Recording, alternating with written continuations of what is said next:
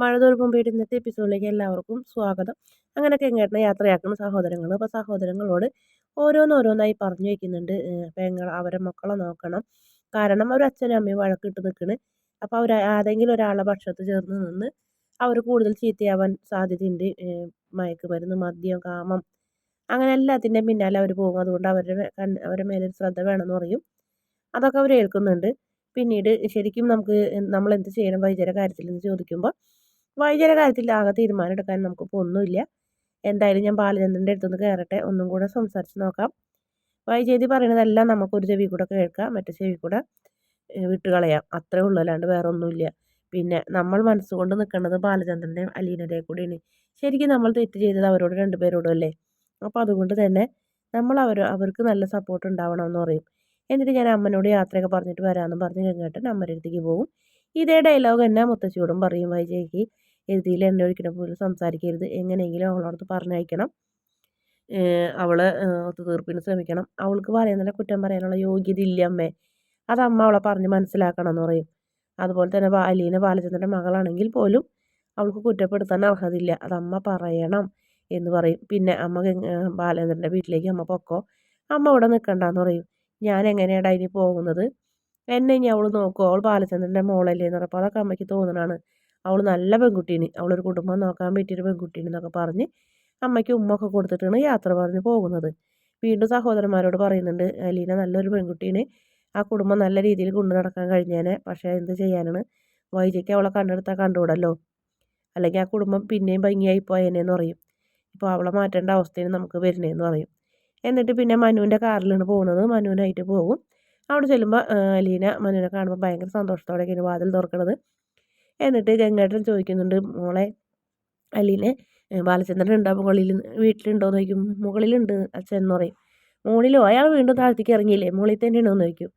ആ മുറി മറ്റൊരാൾക്ക് വേണ്ടി ഒഴിച്ചിട്ടേക്കല്ലോ, അത് അങ്ങനെ കിടന്നോട്ടെ എന്ന് പറയുന്നുണ്ട്. അതാരാണ് മറ്റൊരാളെന്ന് പറയും. ആ മുറിയിൽ നിന്ന് ഇറങ്ങിപ്പോയത് ആരാണോ ആ ഒരാളെന്ന് പറയും. ഇനി വാശി വേണോ എന്ന് ചോദിച്ചപ്പോൾ എനിക്കറിയില്ല എന്ന് പറയും. എന്തായാലും ആവട്ടെ എന്ന് പറയും. അപ്പോൾ ഇതിന് കൃഷ്ണമോള് വരും. ഗുഡ് മോർണിംഗ് മനുവേട്ടാ, ഗുഡ് മോർണിംഗ് അങ്കിൾ എന്നൊക്കെ പറയും. നീ എന്താ ചെയ്യണേന്ന് ചോദിക്കും. ഞാനൊരു പ്രോജക്റ്റ് ചെയ്യണേ. എന്നാൽ നീ നല്ലോണം പഠിക്കും, ഞാൻ അച്ഛനെ കണ്ടിട്ട് വരട്ടെ എന്ന് പറഞ്ഞ് ഗംഗേട്ടൻ അങ്ങോട്ട് പോകും. എന്നിട്ട് അലീന മനുവിനോട് ചോദിക്കും, ചായ വേണോ എന്ന് ചോദിക്കും. വേണം എന്ന് പറയും. അങ്ങനെ ചായ എടുക്കും. അപ്പോൾ മനു കൃഷ്ണമോളോട് പറയും, പോയിരുന്ന് പഠിക്കടി എന്ന് പറയും. നിനക്ക് ഇവിടെ ഇവരാരും ഇല്ലാത്തത് മിസ് ചെയ്യുന്നില്ലേ എന്നൊക്കെ ചോദിക്കും. നീ ഇവിടെ ഹാപ്പിയാണോ എന്നൊക്കെ ചോദിക്കുമ്പോൾ ഞാൻ ഹാപ്പിയാണ്, മിസ് ചെയ്യുന്നൊക്കെ ഉണ്ട്, പക്ഷേ എന്നാലും കുഴപ്പമൊന്നുമില്ല എന്ന് പറഞ്ഞ് അതിന് കൃഷ്ണമോൾ പഠിക്കാൻ പോകും.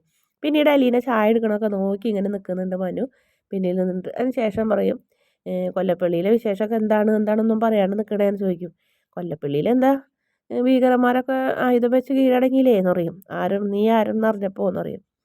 അത് തന്നെ ഒരു സമാധാനം, എന്നോടിപ്പോൾ അവർക്ക് വൈരാഗ്യമില്ലല്ലോ, സന്തോഷമായി എന്നറിയും. അറിയാത്ത കുറച്ച് ആൾക്കാർ ഇനിയുണ്ട് കേട്ടോ, അമ്മ, രഞ്ജു, ബബിത, അതുപോലെ തന്നെ രോഹിത്ത്, ഹരി, മുത്തശ്ശി എന്ന് പറയും. മുത്തശ്ശി അറിഞ്ഞിട്ടില്ലേന്ന് ചോദിക്കും. മുത്തശ്ശി അറിഞ്ഞിട്ടില്ല, എന്താ നീ എപ്പോഴും ബാലചന്ദ്രങ്ങളുടെ മോളും തന്നെയാണ് മുത്തശ്ശിയുടെ വിചാരം എന്ന് പറയും. അതിനുശേഷം അലീന മനുവിന് ചായയൊക്കെ എടുത്ത് കൊടുക്കുമ്പോൾ മനുവേട്ടൻ ഇപ്പോൾ കുറച്ച് ദിവസമായാലും ഇങ്ങോട്ട് വരാത്തതെന്ന് പറയും. വരാത്ത എന്തേന്ന് ചോദിക്കും. ഞാനെന്തിനാ വരുന്നത്, ഇവിടെ കാണുമ്പോഴത്തെ ആ ചിരി മാത്രമേ ഉള്ളത്, കഴിഞ്ഞാൽ ഒരു മിസ് കോള് പോലില്ല, പിന്നെ എന്തിനാ ഞാൻ ഇങ്ങോട്ട് വരുന്നത്, എന്നെ നീ ഓർക്കാറുണ്ടോ എന്ന് ചോദിക്കും. ഉണ്ട്, ഓർക്കാറുണ്ട്, ഒരു ദിവസത്തിൽ ഓരോ നിമിഷം ഓർക്കാറുണ്ടെന്ന് പറയും. അപ്പോൾ മനു അലീനയുടെ കൈ എടുത്ത് പിടിച്ചിട്ട് ചോദിക്കും, എന്നെ ഇഷ്ടമാണോ എന്ന് ചോദിക്കും. പറ, അത് ഇഷ്ടമാണ് പക്ഷേ എന്ന് പറയുമ്പോഴത്തേക്കും കൃഷ്ണമോൾ വരും. അലീന ചേച്ചി എന്ന് വിളിച്ചിട്ട് വരുന്നത്. രണ്ടുപേരും ആകെ ചമ്മി താണം കെട്ട് തിരിഞ്ഞ് നിൽക്കുന്നു. അത് ശരി, ഞാനിവിടെ സ്വർഗ്ഗത്തിലെ കട്ടുറുമ്പായോ എന്ന് ചോദിക്കും. എടി ഞങ്ങളിവിടെ എന്തെല്ലാം കാര്യങ്ങൾ പറയായിരുന്നു എന്ന് പറയും. അങ്ങനെ ഇപ്പോൾ പറയണ്ട കേട്ടാ, അങ്ങനെ കൊല്ലപ്പള്ളിയിലേക്ക് ഞാൻ എൻ്റെ ചേച്ചിനെ പറഞ്ഞയക്കില്ല എന്ന് പറയും. രണ്ടുപേരും കൃഷ്ണമോളെ മതി കളിയാക്കി എന്നൊക്കെ പറഞ്ഞു കഴിഞ്ഞിട്ട് അവർ നല്ല സന്തോഷത്തോടെ നിൽക്കുന്ന ഒരു ഭാഗമാണ് കാണിക്കുന്നത്. അതിനുശേഷം പിന്നെ കാണിക്കുന്നത് ബാലചന്ദ്രൻ്റെയും ഗംഗേട്ടൻ്റെയും കൂടെ വാക്പോരാണ്. രണ്ടുപേരും കൊണ്ട് സംസാരിക്കുന്നത്. അപ്പോൾ വൈജയന്തിയോടൊന്ന് ക്ഷമിച്ചുകൂടെ ബാലചന്ദ്ര, ഇത്രയും വൈരാഗ്യം നിൻ്റെ മനസ്സിൽ വേണമെന്ന് ചോദിക്കുമ്പോൾ വേണം എന്ന് ബാലചന്ദ്രൻ പറയുന്നു. എന്തായാലും അവൾക്കൊരു അപകടം പറ്റി, ഒരു ഇത് ക്ഷമിച്ചാൽ നിങ്ങളുടെ ജീവിതം തന്നെയല്ലേ നല്ല രീതിയിൽ പോണ്. ഒരിക്കലും ഈ വീട്ടിൽ പ്രശ്നങ്ങൾ നടക്കുമ്പോൾ നിൻ്റെ ബിസിനസ് നല്ല രീതിയിൽ നടക്കില്ല.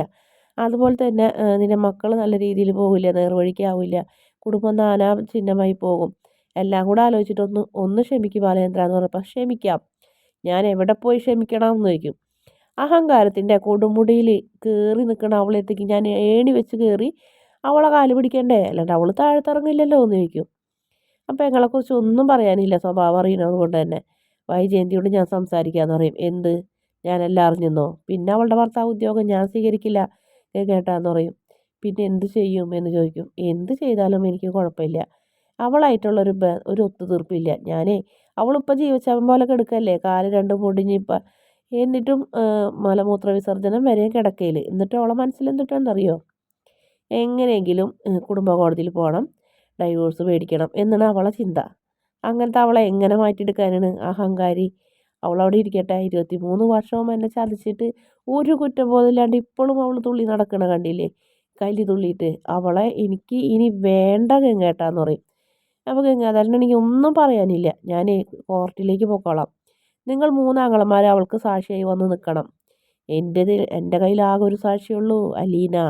അലീന എന്നൊരു സാക്ഷി മാത്രം. ഞാൻ ആ സാക്ഷിയെ കൊണ്ട് കോടതിയിലേക്ക് വന്നോളാം എന്ന് പറയും. അല്ലാതെ ഇനി അവളായിട്ടൊരു ജീവിതമോ ഒരു ബന്ധമോ ഒന്നുമില്ല എന്ന് പറയും. എങ്ങനെ സമാധാനിപ്പിക്കുന്നറിയാണ്ട് ഗംഗേട്ടൻ ഇങ്ങനെ ആകെ വിഷമമായിട്ട് നിൽക്കണ്. അപ്പോൾ ഗംഗാധരനോട് ചോദിക്കുന്നു, ഇത്ര അഹങ്കാരിയായ ഒരു സാധനം നിങ്ങളെ വീട്ടിൽ എങ്ങനെ ജനിച്ചു എന്ന് ചോദിക്കുമ്പോൾ അയാൾക്ക് ഒന്നും പറയാൻ മറുപടിയില്ല. എന്തായാലും അയാൾ പറയുന്നത്, ശരി ഞങ്ങൾക്ക് പറയാനുള്ളത് പറഞ്ഞു, ഇനി എന്താ വരുന്നത് പോലെ നടക്കട്ടെ, ഞാൻ എന്തായാലും ഹോസ്പിറ്റലിലേക്ക് പോകണ്, യാത്ര പറയാൻ വേണ്ടി വന്നതാണെന്ന് പറഞ്ഞപ്പോൾ അത് നല്ല കാര്യമാണെന്ന് പറയും. എന്നാൽ ശരി ഞാൻ പോകട്ടെ എന്ന് വയ്ക്കും. അതേ ഒരു കാര്യം കൂടി ഉണ്ടെന്ന് പറയും. അലീന ബ്രേക്ക്ഫാസ്റ്റ് ഉണ്ടാക്കി വെച്ചിട്ടുണ്ടാവും, അത് കഴിച്ചിട്ട് പോയാൽ മതി, പെങ്ങളുടെ മോളല്ലേ എന്ന് പറയും. അത് കേട്ടപ്പോൾ നമ്മുടെ ഗംഗാധരന് മനസ്സിലായി പരിഹാസത്തോടു കൂടിയുള്ള പറച്ചിലിടുന്ന്. പക്ഷെ സത്യം അതാണല്ലോ, അതുകൊണ്ട് തന്നെ ഗംഗാധരന് ഒന്നും പറയാൻ പറ്റില്ല. അങ്ങനെ ഗംഗാധരൻ വിഷമത്തോടെ താഴേക്ക് ഇറങ്ങി പോകുന്നതോടെയാണ് ഇന്നത്തെ എപ്പിസോഡിൻ്റെ അവസാന ഭാഗം. വീഡിയോ ഇഷ്ടപ്പെടുകയാണെങ്കിൽ ചാനൽ ഒന്ന് സബ്സ്ക്രൈബ് ചെയ്യണേ.